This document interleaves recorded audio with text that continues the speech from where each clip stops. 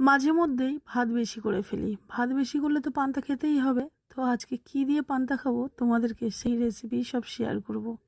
প্রথমে আমি ডালের বড়া করব। আর এইটা কি কি ডাল আছে আমি বলে দিচ্ছি। এখানে হচ্ছে মসুরির ডাল আছে আর মটর ডাল আছে।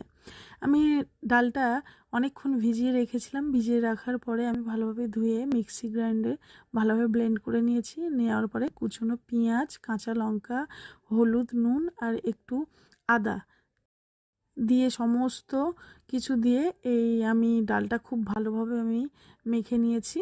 আদাটা কিন্তু যখন ডাল মিক্সি গ্রাইন্ডে পেস্ট করবে তখনই কিন্তু আদাটা তোমাদেরকে দিতে হবে।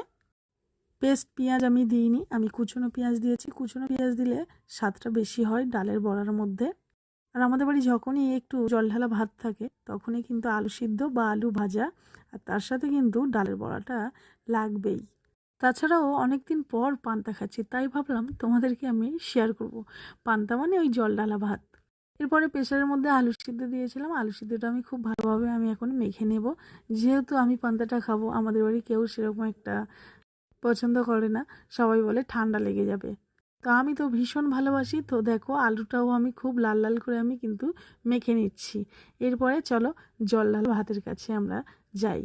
তেল, নুন, ভাজা লঙ্কা দিয়ে খুব সুন্দরভাবে আলুটা মেখে নিয়েছি। এবার ভাত নিয়ে নিলাম। আর দেখো এর মধ্যে জল দিয়ে দিয়েছি। আর এই যে আলু মাখা ডালের বড়া, সাথে এক কুচি পেঁয়াজ আর একটু নুন লঙ্কা। কেমন হয়েছে আজকে খাবারটা?